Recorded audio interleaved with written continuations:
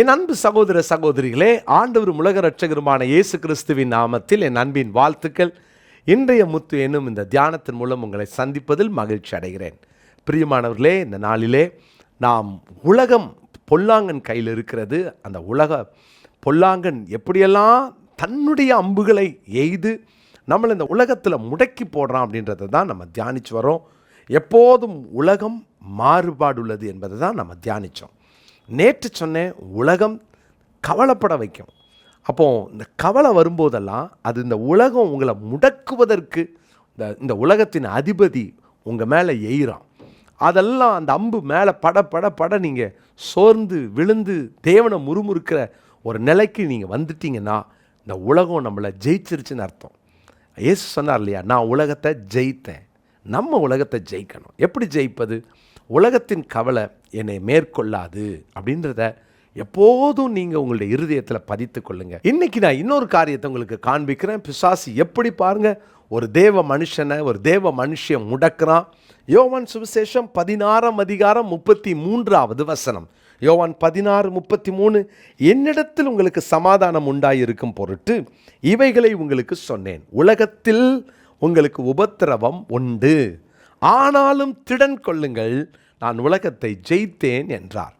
இந்த உலகத்தில் இருக்கிறதுனால இந்த உலகம் அடுத்தது நம்மளை எப்படி தாக்குதுன்னு பார்த்தீங்கன்னா, உபத்திரவங்கள் மூலமாக இந்த உலகம் நம்மளை மேற்கொள்ள முயற்சிக்குது. அந்த பொல்லாங்கன் எப்படியாகிலும் நம்மளை மேற்கொள்வதற்காக இந்த உலகத்துக்குள்ளே இருக்கிற பிரித்தெடுக்கப்பட்ட வாழ்க்கை வாழுகிற உங்களையும் என்னையும் அவன் தாக்குறான். எப்படி தாக்குறான்? உலக கவலையை கொடுத்து பார்க்குறான்.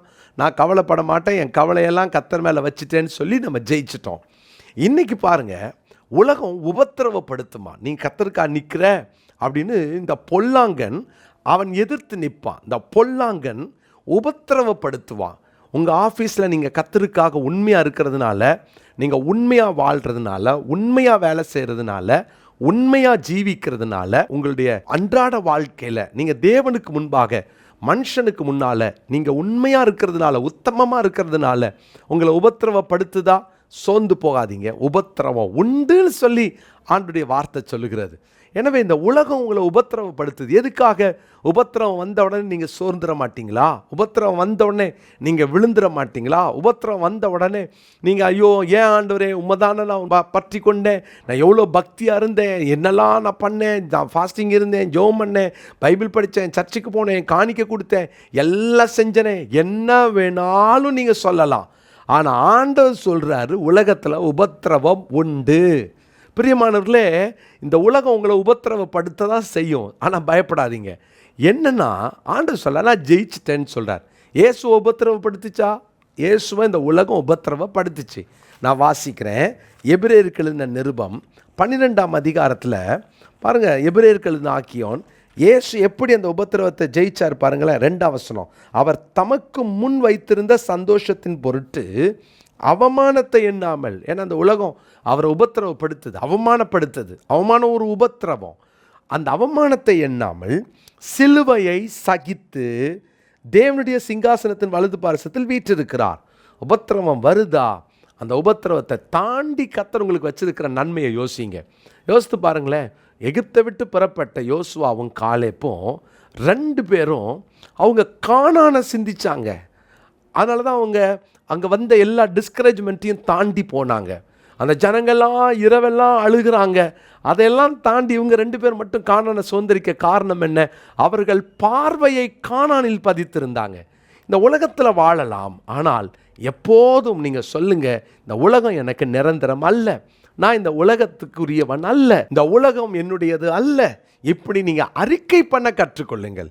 பாருங்கள், எபிரேயர் 12:2 இந்த நாளுக்குரிய மனப்பாட வசன சவாலில் எடுத்துக்கொள்ளுங்க, மனப்பாடம் பண்ணுங்க. இதை ஒப்பிச்சுட்டு நீங்கள் அந்த வாட்ஸ்அப் குரூப்பில் ஒரு தம்ஸ்அப் போட்டுருங்க.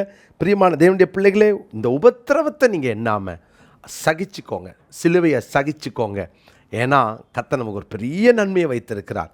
ஆண்டவருடைய வசனம் சொல்லுகிறது, அவர் உபத்திரவப்படுகிறவனுடைய உபத்திரவத்தை அற்பமாய் எண்ண மாட்டார். அவர் அற்பமாய் எண்ண மாட்டார். கூப்பிடும்போது பதில் கொடுப்பார். எனவே அவர் தம்முடைய முகத்தை உங்களுக்கு மறைக்க மாட்டார். அப்போஸ்தலனாகிய பேதுரு 1 பேதுரு 5 9வது வசனத்தில் சொல்கிறார், நான் வாசிக்கிறேன். விசுவாசத்தில் உறுதியாக இருந்து அவனுக்கு எதிர்த்து நில்லுங்கள். உலகத்தில் உள்ள உங்கள் சகோதரரிடத்திலே அப்படிப்பட்ட பாடுகள் நிறைவேறி வருகிறது என்று அறிந்திருக்கிறீர்களே. தேவனுக்காக பக்தி வைராக்கியமாக வாழும்போது இந்த உபத்திரவம், அந்த பாடு வரும். ஏன்னா இது அந்த உலகத்தின் அதிபதி. இந்த கர்த்தருடையவர்களாக வாழும்போது அவன் நம்மளை சிறுமப்படுத்துவான், உபத்திரவப்படுத்துவான், எல்லாம் செய்வான். ஆனால் சகித்து கொள்ளுங்கள். ஒன்றே ஒன்று சொல்லுங்கள், எவ்வளோ நாள் என்னை பாடுபடுத்த போகிறேன், எவ்வளோ நாள் என்னை உபத்திரவப்படுத்த போகிறேன். கொஞ்ச காலம் இந்த வனாந்தரத்தை தாண்டின உடனே எனக்குன்னு கர்த்தர் வச்சுருக்கிற அந்த உன்னத கானானுக்குள்ளே போவோம் பார், அதுக்காக தான் நான் பொறுத்துட்ருக்கிறேன், அமைதியாக இருக்கிறேன்னு சொல்லிட்டு கானானை இழந்துடாதீங்க உபத்திரவத்துக்காக. இந்த கானானுக்காக உபத்திரவத்தை சகித்து கொள்வோம். இந்த உலகம் நம்முடையது அல்ல. உலகத்திலே உபத்திரவம் உண்டு, திடன் கொள்ளுங்கள். உலகத்தை ஜெயித்தவர் நம்மோடு இருக்கிறார். ஜெபிக்கலாமா? நல்ல தாப்பனே, இந்த உலக வாழ்க்கையில் நாங்கள் சந்திக்கிற உபத்திரவங்கள் கிறிஸ்துவின் அன்பை விட்டு எங்களை ஒரு நாளும் பிரிச்சிடக்கூடாது. நாங்கள் அதில் கவனமாக இருக்க எங்களை அர்ப்பணிக்கிறோம். எப்போதும் ஜாக்கிரதையாய் நாங்கள் வாழ எங்களை ஒப்பு கொடுக்கிறோம். உபத்திரவத்தில் நாங்கள் பொறுமையாக இருந்து, ஆண்டவரே, எந்த உபத்திரவம் கிறிஸ்துவின் நிமித்தமாய் வந்தாலும் அதை நாங்கள் பொறுமையோடு சகித்து கொண்டு ஓட எங்களை அர்ப்பணிக்கிறோம். தொடர்ந்து நம்முடைய பிள்ளைகளை ஆசீர்வதியும். இந்த உலகத்திலே ஜெயமுள்ள வாழ்க்கை வாழ உதவி செய்யும். இயேசுவின் நாமத்தில் ஜெபிக்கிறோம் நல்ல பிதாவே, ஆமென். பிரியமானவர்களே, ஆண்டவராகிய இயேசு கிறிஸ்துவின் நாமத்தில் என் அன்பின் வாழ்த்துக்கள். நம்முடைய விங்ஸ் ஆஃப் விக்டரி என்ற இந்த சமூக அறக்கட்டளை மூலமாக கர்த்தருடைய பெரிதான கிருபையினாலே நாம் இலவசமான ஆம்புலன்ஸ், இலவசமான டயாலிசிஸ் சென்டர், அது மாத்திரமல்ல மிகவும் தேவையுள்ள படிக்கக்கூடிய வாலிபர்களுக்கான ஒரு IAS அகாடமியையும் ஹாஸ்டல் ஃபெசிலிட்டியோடு கூட நாம் நடத்தி வருகிறோம்.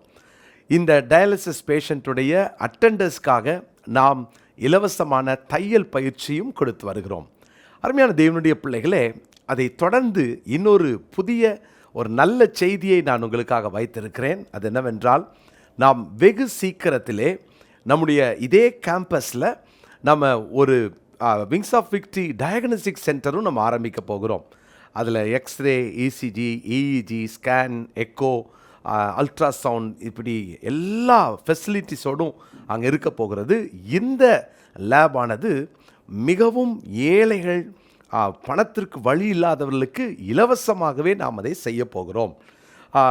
மற்றவர்களுக்கு பணம் கொடுக்கக்கூடியவர்களுக்கும் சென்னை பட்டணத்தில் மிக குறைந்த விலையிலே நாம் கொடுக்க இந்த சேவையை செய்ய தீர்மானித்திருக்கிறோம். பிரியமானவர்களே, இதற்காக நீங்கள் ஜெபிக்க உங்களை அன்போடு கூட நான் கேட்டுக்கொள்கிறேன். இதனுடைய மொத்த செலவு 45 லட்சம் ரூபாய் செலவாகிறது. இதுக்காக நம்ம வாடகைக்கு எடுக்கணும், அட்வான்ஸ் கொடுக்கணும், நல்ல எக்யூப்மெண்ட்ஸ் வாங்கணும்னு சொல்லி நாங்கள் தீர்மானித்து ஜெபித்து வருகிறோம். அருமையான தேவனுடைய பிள்ளைகளே, இந்த 45 லட்சத்தையும் 45 பேர் 1 லட்சம் ரூபாய் கொடுக்கக்கூடியவர்களை நாங்கள் எதிர்பார்க்கிறோம். அப்படி இல்லை என்றால் 90 பேர் 50,000 கொடுக்கக்கூடியவர்களை நாங்கள் எதிர்பார்க்கிறோம். 180 பேர் 25,000 ரூபாய் கொடுக்கிறவர்களையும் நாங்கள் எதிர்பார்க்கிறோம். இதிலே நீங்களும் எங்களுக்கு ஜபத்தோடு தோள் கொடுக்க உங்களை அன்போடு அழைக்கிறேன். ஒருவேளை இந்த மெடிக்கல் டீமில், இந்த மெடிக்கல் மினிஸ்ட்ரியில் யாராவது நாங்கள் இணையணும், இப்படிப்பட்ட மிஷனுக்கு நாங்கள் உதவி செய்யணும்னு யாராவது விரும்புனாங்க அப்படின்னு உங்களுக்கு தெரிந்திருந்தால் அவர்களை எங்களோடு கூட நீங்கள் கனெக்ட் பண்ண நாங்கள் அன்போடு கேட்டுக்கொள்கிறோம். ஆண்டுடைய நாமத்தை நாம் இணைந்து மகிமைப்படுத்துவோம். கீழே காண்கிற இந்த ஃபோன் நம்பரை குறித்து கொள்ளுங்கள். நாம் தேவனுடைய நாமத்தை இணைந்து மகிமைப்படுத்துவோம். God bless you.